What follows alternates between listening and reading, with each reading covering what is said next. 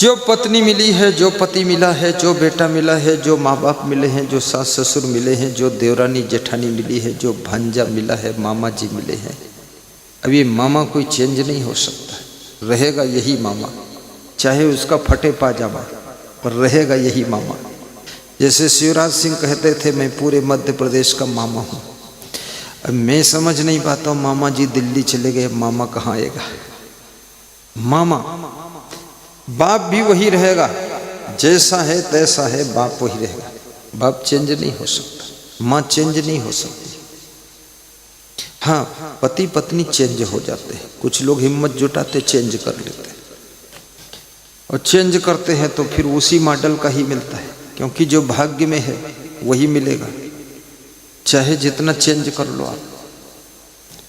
घर चेंज करने से कोई सोने का महल थोड़े मिल जाता है। तुम चंदेरी छोड़ करके बंदेरी चले जाओ, बात वही रहेगी। तुम तो तुम ही हो ना, तुम तो वही हो ना।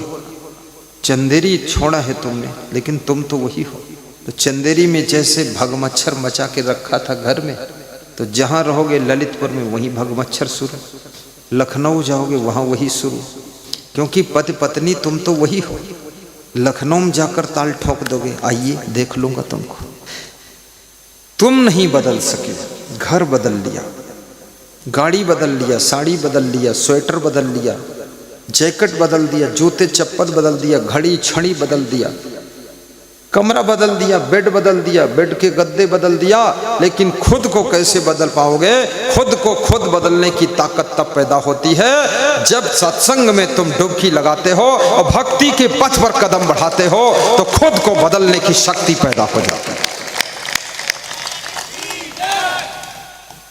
स्वयं को बदलने की शक्ति जिस दिन पैदा हो जाती है, उसी दिन तुम जहां हो, जहां खड़े हो, वहीं स्वर्ग उतर जाता है।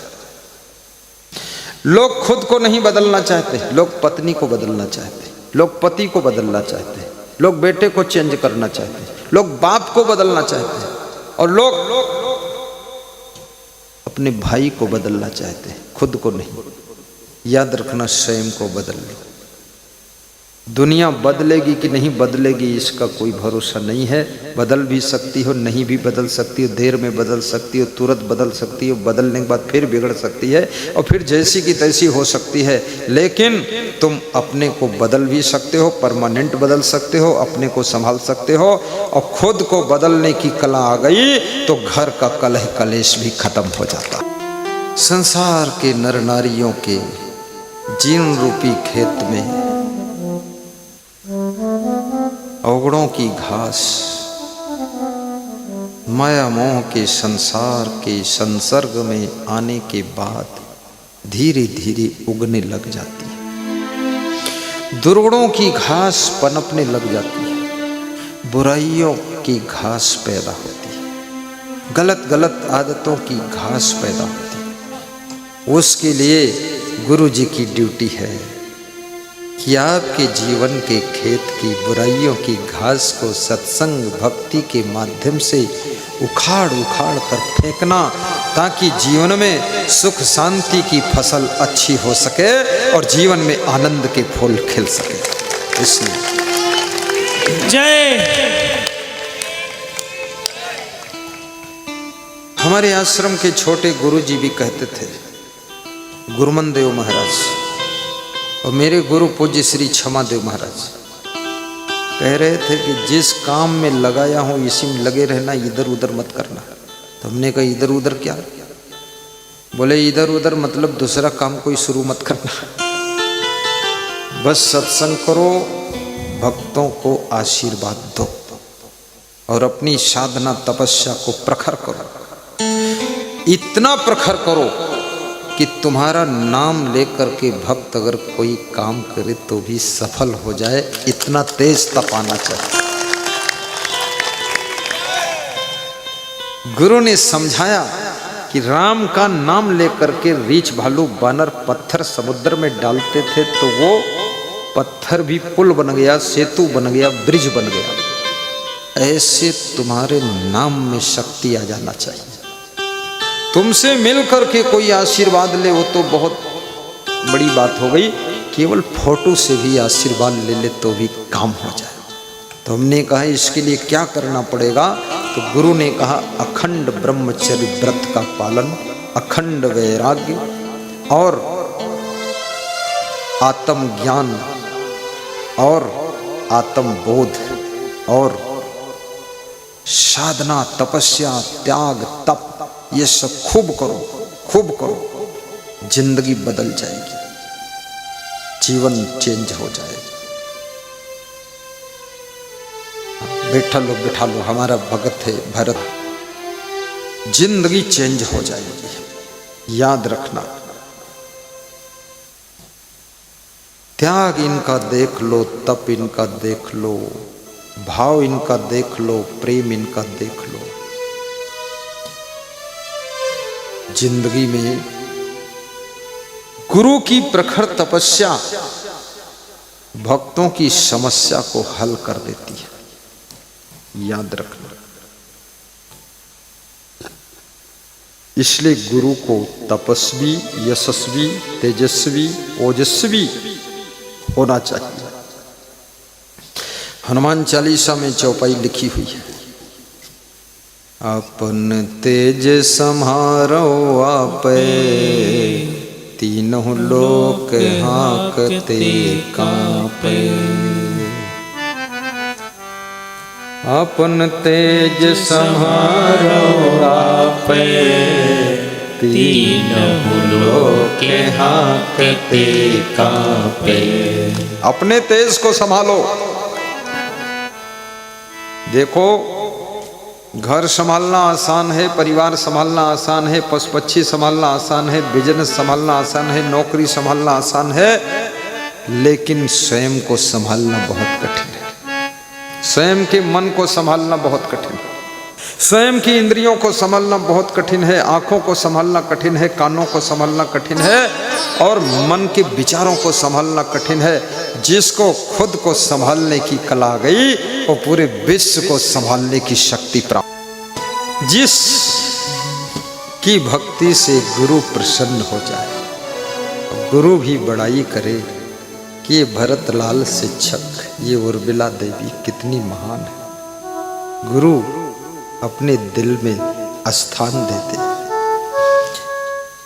रघुपति कीन्ही बहुत बड़ाई, तुम मम प्रिय भरतहि सम भाई। एक बंदर का रूप हनुमान जी, भगवान ने अपने भाई भरत के समकक्ष कहा कि हनुमान तुम ऐसे हो जैसे मेरा भाई भरत। भरत का स्थान लेना आसान नहीं। भाई भरत के समान हनुमान जी ने स्थान प्राप्त किया है। रघुपति कीन्ही बहुत बड़ाई, तुम मम प्रिय भरतहि सम भाई। तुम मेरे भाई हो। क्या बंदर भगवान का भाई हो सकता है? अवश्य हो सकता है। और बंदर जब भगवान का भाई बन सकता है तो मनुष्य तो इतना सुंदर है, ये क्यों नहीं बन सकता है? बस भक्ति जब पराकाष्ठा को स्पर्श करती है तो भगवान तुमको अपने भाई के समान स्वीकार करता है। फिर गुरु भी कहता है, शिष्य कहता है, तुम ही नातेदार हो, तुम ही मेरे यार हो, तुम ही मेरे जीवन स्वामी, तारक सरकार हो। सरकार, एक तो वो सरकार है जो शासन चलाती है, दूसरी गुरु की सरकार है, संतों की सरकार है, महान पुरुषों की सरकार है, जो हमारे जीवन को कैसे चलाना चाहिए ये तरीके में जाइए तो अर्धांगिनी को ले जाइए, नहीं तो आधा सुधार होगा, आधा गड़बड़ी रहेगा।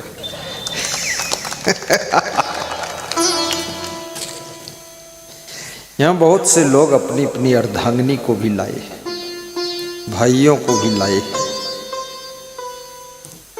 और बड़े प्रेम से सब आए हैं। सभी को व्यास गादी आशीर्वाद देती है। बहुत प्रेम से सब आए हैं, दूर दूर से भी आए हैं, नजदीक से भी आए हैं। दे दो पतवार ऐसी कि नाव मेरी पार हो। कबीर कहते हैं रतन का जतन करो। ये पहला सूत्र है जीवन जीने का। जो रतन जैसी मनुष्य काया मिली है, इसको जतन पूर्वक संभालो। और इस काया के भीतर जो छिपा हुआ परम तत्व है आत्मा, उस चेतना को भी पहचानो, आत्म ज्ञान प्राप्त करो। कहीं ऐसा ना हो कि भौतिक ज्ञान में ही दौड़ते दौड़ते जिंदगी की शाम हो जाए और आत्म ज्ञान समझ ही न पाओ और दुनिया छोड़ करके तुम चले जाओ। क्योंकि मनुष्य जीवन में ही आत्मा परमात्मा को पहचाना जा सकता है। पशु पक्षी कीड़े मकोड़े के जीवन में न तो सत्संग आप सुन सकते हैं, न तो आप भक्ति कर सकते हैं, न गुरु का ध्यान कर सकते हैं। यहाँ पड़ोस में 10-50 पशु घूम रहे हैं, उनको मालूम ही नहीं कौन गुरु आया है, कौन संत है, कौन मुख्य अतिथि आया है, मन्नू लाल। वो तो अपने मन में ही मगन है सब। इसलिए मनुष्य जीवन की बड़ी महिमा है। बड़ी मुश्किल से नर्तन मिला है, ये गंवाने के काबिल नहीं है। ज्ञान गुरु का कभी ये भुलाने के काबिल नहीं है। ये ज्ञान भुलाने के काबिल नहीं है। हमारे संत महात्मा भी देखो दान दे रहे हैं। धन्य हो संत जी। संत जी को वहां बिठाओ कुर्सी पर, आदर करो। मुझे संत लोग भी दान देते हैं, भक्त लोग भी दान देते हैं। एक तीर्थ में भंडारा करता हूँ जहाँ 15 से 18 लाख का खर्च आता है। इस साल द्वारिका तीर्थ को चुना हूँ। गत वर्ष प्रयागराज को चुना था, उससे पहले उज्जैन को चुना था, उससे पहले अयोध्या में 7 दिन का सत्संग और भंडारा किया था। अब अगले साल नेक्स्ट ईयर में शायद काठमांडू को चुनने की इच्छा है। काठमांडू चुना, फिर रामेश्वरम तीर्थ भी चुनूंगा, काशी भी चुनूंगा, पुष्कर तीर्थ भी चुनूंगा। छोड़ूंगा नहीं, ढूंढ ढूंढ के सब तीर्थों में सत्संग और भंडारा करूंगा।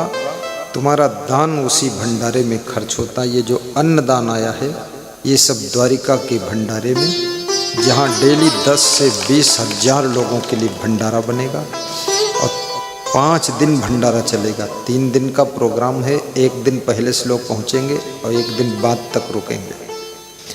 इस भंडारे में जिसका धन लग गया, अन्न लग गया, जिसका श्रम लग गया, बहुत बड़ा पुण्य होगा। तीर्थ में जो सेवा की जाती है, अन्य स्थानों की अपेक्षा 10 गुना अधिक पुण्य प्राप्त होता है और शांति मिलती है।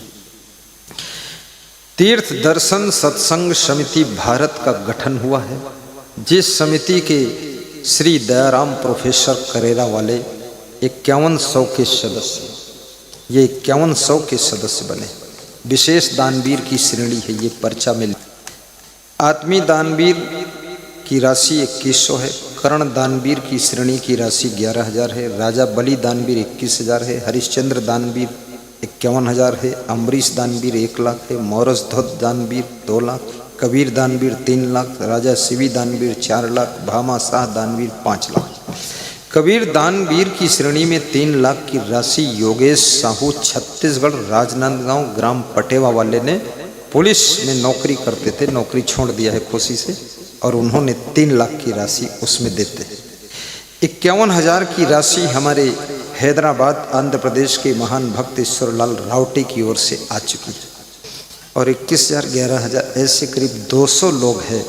वे लोग इस तीर्थ दर्शन सत्संग समिति के सदस्य हैं भारत के, और उन्हीं के सदस्यता शुल्क से तीर्थों में भंडारा होता है। मैं आपसे भी कहूँगा, तीर्थ दर्शन सत्संग समिति में आप भी सदस्य बने, जिस श्रेणी में बनने की इच्छा उसमें बने। हमारे ब्रज किशोर जी भी बने, बहादुर सिंह भी बने, और हमारे मन्नूलाल कोरी साहब माननी बने, अचलगढ़ वाले हमारे संत कुमार जी, संत राम जी भी बने, और ये भी नरहरि दास ललितपुर वाले हमारा महान भक्त स्कूल का मालिक ये भी बने, और वो जितने खूब जय बोलते थे ये भी बने, और जो बन सकते हैं तो वो पंडित जी जरूर बने। हमारे पंडित जी बहुत अच्छे हैं, और ये पाल साहब पाल समाज के अध्यक्ष हैं, हरि भजन पाल, भजन भी खूब गाते हैं। ऐसा भजन गया कि स्वागतम स्वागतम गुरु जी का वेलकम, वेलकम भोजन कम। आज मैं उनके घर गया तो वो दलिया लेकर आए और कटोरी में शक्कर लाए, तो मैंने सोचा ये किस मॉडल की दलिया है, शक्कर अलग है। तो 200 ग्राम शक्कर और 500 ग्राम दलिया पूरा थाल भर के धर दिया। उन्होंने सोचा तगड़ा गुरु है, कम से कम 2 प्लेटें भर भर के रखा। तो मैं देखा, मैंने कहा है खतरनाक मामला, अगर इतनी सब दलिया खा लिया तो आज प्रवचन होगा भी नहीं। बोले शक्कर नहीं डाला, पता नहीं आप डालते कि नहीं डालते। तो मैंने कहा जब तुमने नहीं डाला तो मैं नहीं डालूंगा, ऐसी खा लूँगा। दलिया खाया, बड़ी अच्छी लगी दलिया। और मैं उनके बहुओं से, उनकी पत्नी से, जब आऊँ तो इसी मॉडल की दलिया खिलाना और शक्कर ला के रख देना। शक्कर देखने से तो लार आ जाती, मिठास आती है, डालने क्या जरूरत है। ये हरि भजन वेलकम वेलकम गीत गा रहे थे। गुरु की महिमा में भजन भी गाना चाहिए, और गुरु के प्रभाव का वर्णन भी करना चाहिए, और गुरु से दूसरे लोगों को भी जोड़ना चाहिए। गुरु के बिना कल्याण का काम शुरू नहीं होता।